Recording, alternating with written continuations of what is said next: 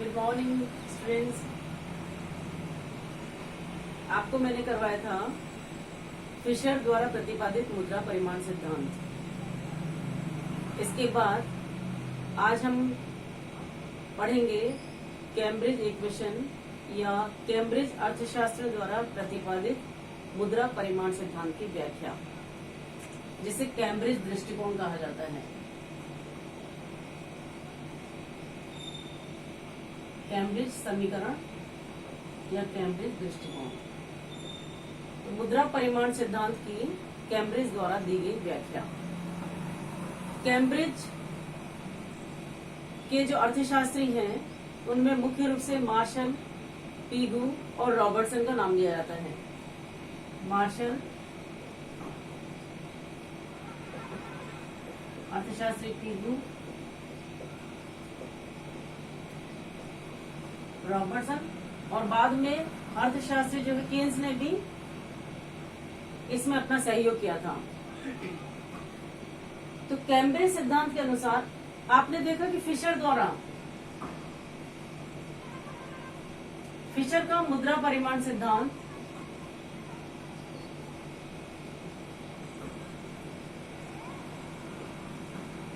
उसमें बताया था उन्होंने P is equal to mv plus m dash v dash upon T. Fisher ने जो मुद्रा परिमाण सिद्धांत की व्याख्या की थी उसमें समीकरण बताया था P बराबर mv plus m dash v dash upon T, जहाँ P का मतलब है सामान्य कीमत स्तर, m वैधानिक मुद्रा की मात्रा जो चलन में है, v इस मुद्रा का जो वैधानिक मुद्रा है उसका चलन वेग, m डैश साख मुद्रा और v डैश साख मुद्रा का चलन वेग बटा t का मतलब है समाज में प्रचलित वस्तुओं और सेवाओं की मात्रा। तो फिशर के मुद्रा परिमाण सिद्धांत को नकद आदान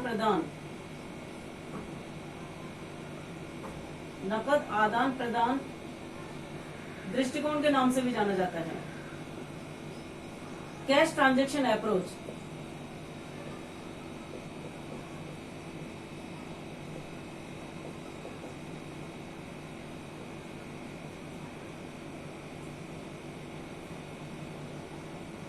कैश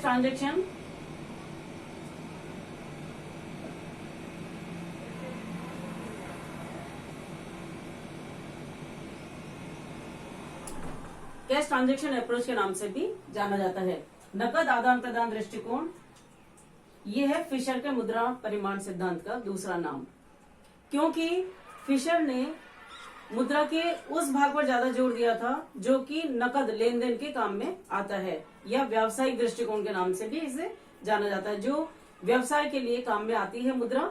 इसलिए इसे फिशर के मुद्रा परिमाण सिद्धांत को व्यावसायिक दृष्टिकोण या नकद आदान प्रदान दृष्टिकोण के नाम से भी जाना जाता है, जहाँ P का मतलब सामान्य कीमत स्तर जैसा मैंने बताया था, और T का मतलब समाज में प्रचलित वस्तुओं और सेवाओं की कुल मात्रा। अब जब फिशर ने अपने समीकरण में जैसे PT ये कुल मांग को व्यक्त करता है और mv plus m dash v dash ये कुल पूर्ति को, मुद्रा की कुल पूर्ति और ये मुद्रा की कुल मांग, और संतुलन इन दोनों के बराबर होने पर अर्थव्यवस्था में संतुलन पाया जाता है। फिशर ने जो जोर दिया था वो m मुद्रा की मात्रा पर ज्यादा जोर दिया था। आज हम व्याख्या करेंगे कैम्ब्रिज समीकरण की। कैम्ब्रिज समीकरण में जो विभिन्न अर्थशास्त्री हैं, चाहे मार्शल, पीगू, रॉबर्टसन, कीन्स आदि अर्थशास्त्रियों ने मुद्रा की मांग पर ज्यादा जोर दिया है, मुद्रा की मांग पर ज्यादा फोकस किया है, और इन्होंने जो मुद्रा के महत्वपूर्ण कार्य है उसको संचयन से संबंधित, तो इसे नकद संचयन दृष्टिकोण के नाम से भी जाना जाता है। नकद शेष दृष्टिकोण या नकद संचयन दृष्टिकोण के नाम से भी जाना जाता है कैम्ब्रिज द्वारा प्रतिपादित मुद्रा परिमाण सिद्धांत को। इसमें इन्होंने मुख्य रूप से मुद्रा की मांग पर जोर दिया है। जैसे मार्शल ने इसकी व्याख्या करते हुए बताया है कि समाज में लोग अपनी आय का एक निश्चित प्रतिशत भाग, चाहे ये भाग 5% हो सकता है, 10वां भाग हो सकता है, 20वां भाग हो सकता है, तो अपनी आय का एक निश्चित भाग लोग बचत करके रखना पसंद करते हैं। या नकद संचयन करके रखना पसंद करते हैं, और वे इसकी तुलना उस मुद्रा से करते हैं कि यदि ये इसे कहीं जमा करा के रखते, बैंक में जमा करा के रखते, तो उससे जो उसे लाभ प्राप्त होता उसकी तुलना उस हानि से करते हैं जो ये स्वयं के पास नकद रूप में रखते हैं। तो इस तरह से इस लाभ और हानि का जो प्रतिशत निकाल करके जो जिसमें उन्हें अधिक फायदा होगा, उस तरह से लोग अपनी मुद्रा का एक निश्चित प्रतिशत भाग नकद के रूप में, तरल रूप में रखना पसंद करते हैं। तो इसलिए उन्होंने मुद्रा की मांग पर ज्यादा जोर दिया है। मार्शल के द्वारा जो प्रतिपादित मुद्रा परिमाण सिद्धांत का जो समीकरण है वो है P is equal to M upon KR, M upon KY। ये मार्शल के द्वारा प्रतिपादित मुद्रा परिमाण सिद्धांत है। यहाँ P का मतलब सामान्य मूल्य स्तर से है, M मुद्रा की कुल पूर्ति है जिसमें चलन मुद्रा भी शामिल है, और इसी में बैंक द्वारा जो मुद्रा नकद कोष में वह भी शामिल है। के है तरलता पसंदगी या मुद्रा की मांग, वह मांग जिसे लोग स्वयं के पास तरल रूप में रखना पसंद करते हैं, और वाई है समाज में जो आय की मात्रा है वह है कुल वार्षिक आय। वाई का मतलब कुल वार्षिक आय। यहाँ पी का मतलब सामान्य कीमत स्तर, एम मुद्रा की कुल पूर्ति,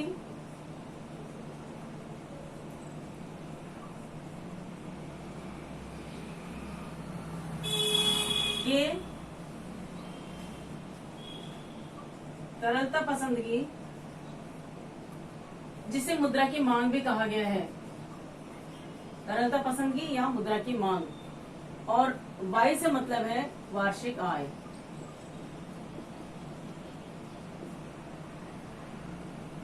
तो मार्शल के द्वारा प्रतिपादित मुद्रा परिमाण सिद्धांत ये है मूल्य स्तर के रूप में। और अन्य बातें समान रहे, यदि के स्थिर रहे, वाई स्थिर रहे, तो एम में और पी में सीधा संबंध पाया जाता है। यदि वार्षिक आय स्थिर रहे, मुद्रा की तरलता पसंदगी स्थिर रहे, ऐसी स्थिति में मुद्रा की पूर्ति में परिवर्तन होने पर उसी अनुपात में सामान्य कीमत स्तर में भी परिवर्तन होगा, ऐसा मानना था मार्शल का। इसी तरह से पीगू ने भी अपना समीकरण दिया है। पीगू के समीकरण के अनुसार P is equal to M upon KR, और सारे समीकरण जो मार्शल ने दिए वो बराबर है, बस यहाँ पर Y वार्षिक आय बताया गया है और R यहाँ पर वस्तुओं और सेवाओं के रूप में ये वास्तविक आय है। R से मतलब वास्तविक आय, P सामान्य को कीमत स्तर, M मुद्रा की मात्रा, K मुद्रा तरलता पसंदगी, और R वार्षिक वास्तविक आय। इसी तरह से रॉबर्टसन ने जब समीकरण बताया है P is equal to M upon KT, यहाँ T से मतलब जो लेन देन के लिए जो मुद्रा काम में आती है, जो आय काम में आती है, उसे T से माना गया है, और M का मतलब मुद्रा की कुल पूर्ति, K मुद्रा की तरलता पसंदगी, P सामान्य कीमत स्तर। इस तरह से इन्होंने अलग अलग समीकरण मार्शल के द्वारा बताया गया। इसी तरह से पीगू के द्वारा और रॉबर्टसन ने जो समीकरण बताए मुद्रा परिमाण सिद्धांत के, ये अलग अलग समीकरण हैं, और ये सभी सामान्य कीमत स्तर के दृष्टिकोण से बताए गए हैं। तो पीगू का समीकरण अगर हम लेके चलें, पीगू ने जो बताया है P is equal to M upon KR। बाद में पीगू ने इसमें सात मुद्रा को भी सम्मिलित किया है। सात मुद्रा को बताते उन्होंने बताया कि C plus H into 1 minus C, इस समीकरण को ऐड किया है, जहां पर P का वही मतलब है सामान्य कीमत स्तर, M मुद्रा की कुल पूर्ति, मुद्रा की कुल पूर्ति, K तरलता पसंदगी,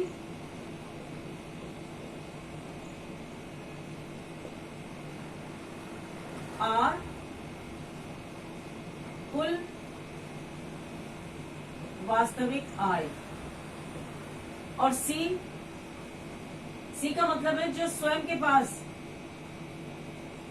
जनता कुल आय का जो स्वयं के पास तरल मुद्रा रखती है वह सी।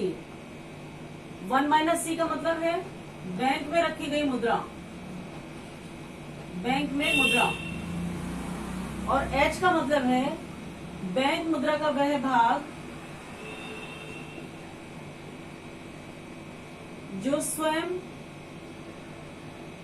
जो बैंक स्वयं के पास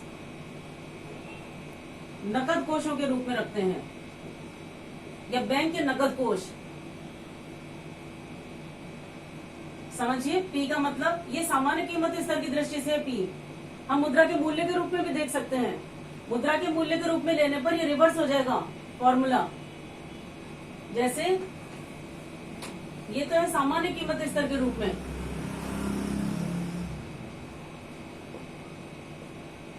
और मुद्रा के मूल्य के रूप में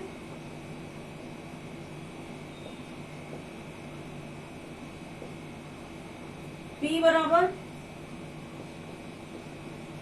KR upon M into C plus H 1 minus C। यह मुद्रा के मूल्य के रूप में समीकरण।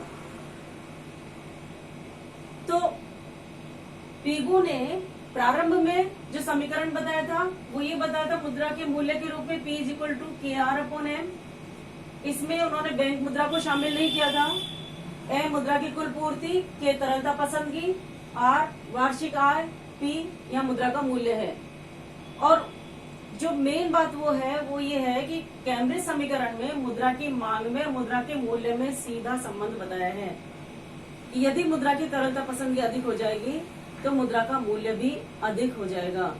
और आपको ये बताया जा चुका है कि मुद्रा का मूल्य और सामान्य कीमत स्तर में विपरीत संबंध पाया जाता है। तो इस बात को आपको ध्यान से समझना है कि यदि यहाँ पी की बात हो रही है तो ये पी सामान्य कीमत स्तर को बताएगा, यानी वस्तुओं की कीमतों को बताएगा। और यदि इस पी की बात हो रही तो इस पी का मतलब है मुद्रा का मूल्य, जो कि के से प्रत्यक्ष रूप से संबंधित है। के यानी मुद्रा की मांग।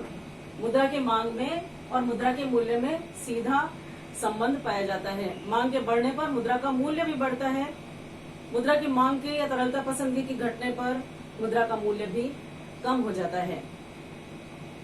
तो के से मतलब पहले आपको अच्छे से समझना है। के का मतलब है राष्ट्रीय आय या समाज की आय का वह भाग जिसे लोग स्वयं के पास तरल रूप में या नकद रूप में रखना पसंद करते हैं, उसे के से इंडिकेट किया गया है। तो आपको स्पष्ट रूप से समझना है कि कैम्ब्रिज अर्थशास्त्रियों ने फिशर के समान मुद्रा परिमाण सिद्धांत की व्याख्या नहीं की है। फिशर ने मुद्रा की पूर्ति पर ज्यादा जोर दिया है, जबकि कैम्ब्रिज अर्थशास्त्रियों ने मुद्रा की मांग पर ज्यादा फोकस किया है। मुद्रा की मांग में परिवर्तन का प्रभाव मुद्रा के मूल्य से उन्होंने संबंधित किया है। अब आपको यदि मार्शल, पीगू और रॉबर्टसन इनके द्वारा दिए गए समीकरणों के बारे में अगर हम बात करें, वो भी एक तो सामान्य कीमत स्तर के रूप में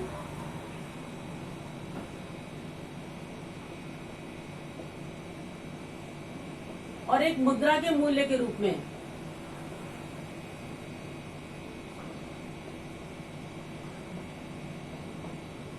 तो सामान्य कीमत स्तर के रूप में मार्शल का समीकरण हो जाएगा P is equal to M upon K Y.